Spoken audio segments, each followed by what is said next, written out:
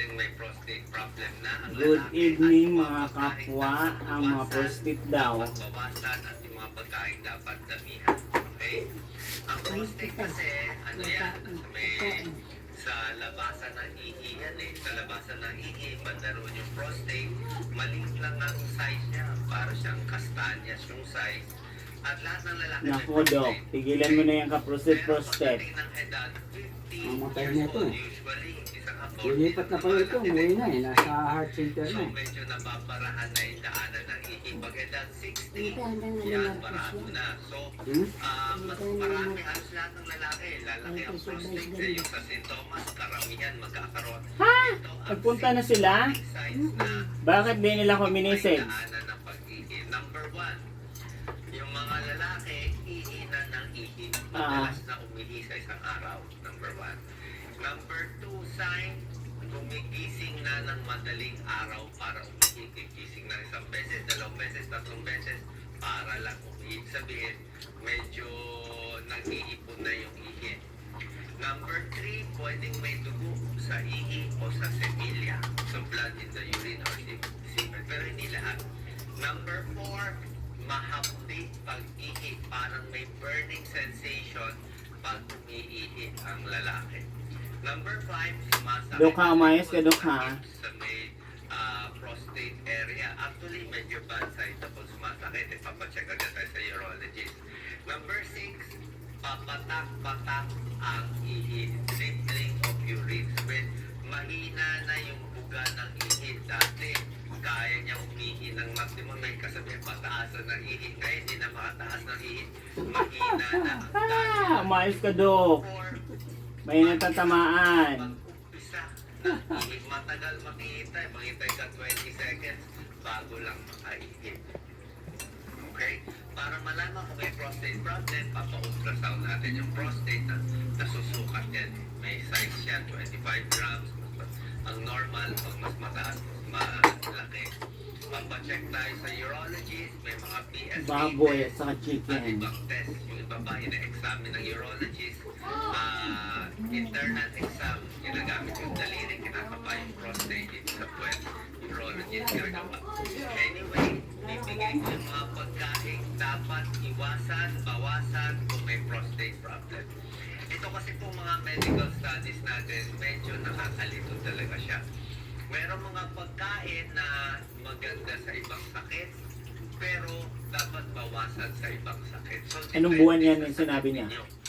Palagay natin, sakit nyo sa puso, ay Buwan na. usapan ng pagkain to. Sakit nyo sa buto, mahina buto nyo, usapan doon. Pero kung YouTube yan. prostate ang main problem, ito yung mga iiwasan.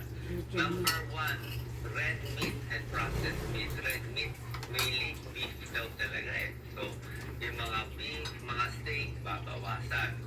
High pork, babawasan. Itmans. Processed meat, mga hotdog, ham, salami, mga preserved meat, 8 months ago. babawasan din. Bakit? Mataas sa fat, mataba siya. Okay, so may pag-aaral, pag mataas sa saturated fat, itong mga red meat, processed meat, mas tumataas yung risk for advanced prostate cancer. So, bawas. Hindi ko naman sinabi totally iwas eh. Mas kumain ng manok, okay, wag lang masyadong fried, inihaw o whatever, roasted na manok, ilagang manok, isda, Roasted pa. isda, tokwa, pwede, tsaka mga munggo, yan, pwede yan, tsaka kukuha ng protein, chicken, fish, tofu, mga legumes like munggo. So, red and processed meat, konting Manok iwas. lang kakainin Number mo. 2, magugulat kayo, gatas, pati gatas, babawasan. Oo, gatas, healthy. Hindi nga nagagatas eh. Red horse nga eh. Wala na. Calcium, okay siya. Kaya lang, ang pagdating sa prostate, sa pag-aaral nila, ang gatas, mataba eh, lalo na yung mga full cream milk. Dahil dito, nakita nila, parang tumataas ang prostate cancer rate by 9%. So, pag may prostate problem, bawas-bawas sa gatas, pwede ka na... Bawas-bawas sa red horse. Kung gusto mo gatas, pwede Kasi mag-Jane Pomelo na lang. Pwede yan. Or kung gusto mo, mag-coconut milk ka, o mag-soya milk ka, o almond milk, o cashew milk, o nuts milk. So, almond milk milk, soy milk, coconut milk, yung mga alternative na milk products, mas pwede. Kasi may konti pag-aaral, pag full cream milk na gatas, medyo hindi maganda. Number 3, alak at babawasan. Ito may pag-aaral to. Study Wala kang pambili ng alak eh. The prostate cancer prevention trial, yung Yan ang mga alak. lalaking umiinom ng alak araw-araw o around 7 Pero maganda eh, alak na ano. Hindi naman marami Pala, 7 days yung per week eh. Maria, ano ba yan? Ribs yun eh. Araw-araw. Yan, hindi ano, hindi bawal. Madalas moderate drinking pa lang to. Tumataas yung prostate cancer risk nila by 3 times. Mas nagkakaroon ng high-grade prostate cancer. So, iwas alak talaga. O kung gusto niyo, Wala kang pambili ng alak. Alak ka pa. Number 4, prito, fried foods, fast foods, fried chicken, french fries, donuts, prito, lahat ng prito, saturated fat. Wala kang pambiling donut ka pa. Nakalubog sa mantika, ayaw nila. Tumataas yung cancer risk nito up to 35%. Kasi nga, pag high heat yung nakalubog sa mantika, pwede lalo na paulit-ulit yung mantika, reheated cooking oil, hindi maganda. Siguro kung mag-ulit ka sa mantika, 2 beses lang, o konti lang mantika gagamitin, o kung gusto mo olive oil na mantika gagamitin. Pero other oils, Wala kang pambili mantika. Pwede magkaroon ng carcinogenic compound. Ito yung heterocyclic Todo ka, umayos ka, ha? aromatic hydrocarbons. Ito yung mga masasama na possible cancer causing pagka marami. So better yung mga olive oil, avocado, nuts, o ibang luto. Paksiw na lang, nilaga, inihaw. So less fatty foods. Okay, less frito. Kape o tsaka nilaga. Yung mga matatamis na pagkain, okay? Matatamis, pastries, mamantika, soft drinks, mga iced tea. Pag matatamis, nakita nila, baka magkaroon ng diabetes. Mapatay ka ka din. Ipatay ka. Umayos ka, Dok. Di ka nakakatuwa. Cancer development. So lahat ng pagkain to, Mamamatay ka naman pagka risk eh. So, kumain ka, hindi kumain. Patay ka eh. Kasi sinabi ko, moderation. Bawas-bawas, lalo na pag tumatanda na, di ba? Pag Ay! pataas, ito kasi Eh, tayo na naman. 50 years old pataas eh. Kaya nga, pag 50 pataas, Nasamaan na naman tayo. red meat, alam, fried foods, fast foods, matatamis, donut, soft drinks. Ayoko na ng donut. Bawas-bawas. Bibili sana ako eh. Okay? Yan, Mas gabi gusto na. natin mga gulay, prutas na yan. Number 6, spicy foods. Pag sobrang spicy, minsan healthy ang spicy para sa hinga. Diba? Yung iba, masarap yung spicy. Pero, yung spicy naman, kung problema mo, almoranas, ayaw mo ng spicy. Panginan niya, kadami yung ano. GERD ka. Lahat na lang ng mga sakit ha. Spicy. Ano may prostate problem? Ayaw din ng spicy. Ay, nako. Nakaka-irritate daw yung spicy food sa prostate. Yung mga sili, mas lumalala ang sintomas. Mas masakit umihi. Mas hirap umihi. Number 7, magugulat kayo sa mga dapat bawasan or iwasan calcium supplement. Ngayon sa calcium supplement, medyo controversial pa to. Nakita lang nila sa pag-aaral, pag parang gatas, mataas ang calcium. Ito calcium supplement, parang tumataas ng prostate cancer risk. Hindi pa sure to pero ang point is, ano ba problema natin? Ang problema natin, osteoporosis, mahina yung buto, hindi wala tayong choice. Kailangan natin yung calcium. Pwede mo kunin sa dilis, green leafy vegetables, may calcium, sa nuts, manin, calcium fortified foods. Diba? Yung calcium supplement, kailangan din yan. Kung meron po sa women, pwede rin yun. Diba? Sa babae. Pero pag sa lalaki, yung calcium, medyo ingat tayo. Okay, lalo na yung supplement. Pero yung calcium, pwede pa rin yan sa dilis, green leafy vegetables, sa nuts, tsaka sa low-fat milk. Okay pa rin yan. Wala kang pambili ng milk. May ibang milk. Yung mga almond milk o cashew milk. Number 8, ito. Kulit mo, Dok, ha? Pigilan mo na yung ano mo. Okay? So, itlog lang. Controversial lang itlog eh. Egg white, walang controversy. Pwede kayo kumain ng egg white. Yung egg yolk ang issue. Diba? Ano ang pros and cons sa egg? Egg, maganda yan. Mura. Pag mahirap, 1 to 2 eggs a day. Mura. Pagpalakas ng bata. Pagpalaki ng muscle. Pwede yan. palaki. Kaya Eh, lang, paano kung hindi nalalaki muscle? like in moderation. Kasi Wala nga, na. pag sinobrahan mo yung itlog, kung may sakit sa puso, mataas ang cholesterol, mga 3 to 4 eggs per week lang. O hanggang egg white ka lang. O pag egg yung 3 to 4, 3 to 4 lang. Tapos yung wag din masyadong prito. Tapos pagdating sa prostate problem, nakita nila, parang hindi pa ito 100% sure observational study lang. Yung Huwag na mga pagkain. or more per week. Dok, hindi ka na nakakatuwa, Dok. Although hindi pa to definite.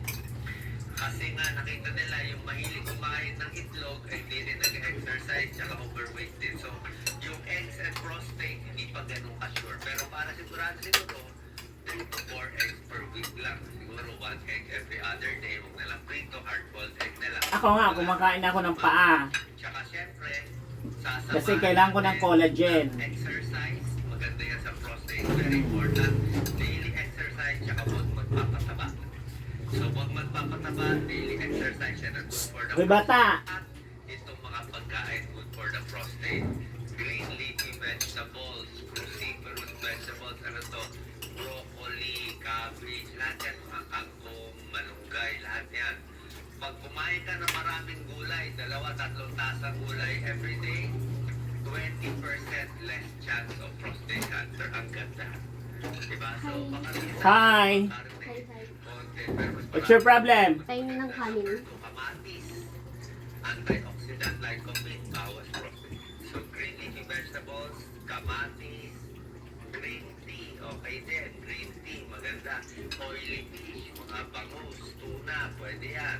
3 to 5 times a week. Pang mayaman. Napakaganda ng carrots. Yan ang mga healthy foods natin. Okay?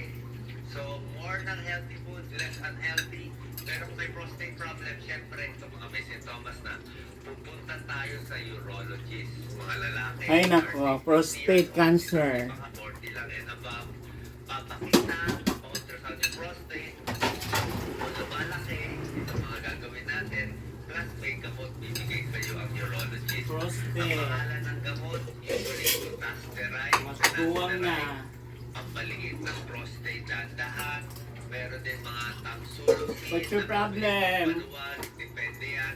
Ang brand name yan, yung mga... Your problem is your face? At iba pa. So, Universal. usually, binibigay itong mga gamot mga 6 months. Eh, kugay mo malaki. 1 year. Yeah! Baka maabot ng 4 years. So, ano ang benefit nitong mga gamot? Ang benefit nitong finasteride, mas hindi na ooperahan sa prostate. Kasi yung Prostate. pag pinabayaan lumalaki, hindi makainit, kinakayo din na opera. So, pag uminom ng gamot, less opera sa prostate. Uy, may ulam dito. Sa prostate, Hindi, sabi ni ate kanin lang daw. Di naman nakakita. mas hindi nahirapan umihi. Side effect, actually side effect niya, very good. Kakapal ang buhok. Ano yung prinsesa mo? Kakapal ang buhok. Uy, Side effect kakapal ng ang buhok. finasteride. Huwag ka na mga ano, kakapal ang buhok na sa lahi nila yan. Sterilize, sterilize. Ng lalaki. Okay, ininom siya para makapal ang buhok kaya hindi lang ang prostate. Pero pagdating sa Kakapal ang buhok. cancer, may konting issue. Kung kakapal yung buhok. Hindi sure kung nakakabawas ng prostate cancer o nakakadami ng prostate cancer. Kung nakakabawas o nakakadami, baka konti lang naman. Hindi pa ganun ka 100% yung study. Pero tulad na sinabi Oh, ko, dalawa na lang to. wala naman choice. Kayo na lang mga senior. Kasi inuna na nito eh. Ito, baka 6 months, baka 1 year. Tapos depende na. Monitoring na ng doktor. Check na yung prostate. Kung normal ba o hindi. At lagi natin papantayan yung prostate cancer. Kasi talaga, ito na nga, iwas tayo sa mga pagkain ganito. Bawasan. Itong mga Wala na kang kinakain, bawasan pa. para lesser chance of prostate Mamatay cancer. ka. At mas humaba ang buhay. Ha? Ako palagi sa mga kababayan followers ko. Kaya guys, bawasan daw. Wala nga pambiling pagkain, bawasan pa. Umayos Hindi ka ka. na nga makakain eh. Hindi ka na makakain, wala kang pambiling pagkain. Yung kilo ng bigas ay mahal eh. Pag 20, 20 ano ka, bangag? 5 times 3. Naku, tigilan mo ko Dok Willie ha, umayos ka ha. Times 3. Eh, magpira ka para sa aso. Dami ako. Wawa naman yung aso. Ako, ano yun naman. Alam na alam pag siya pinag-uusapan.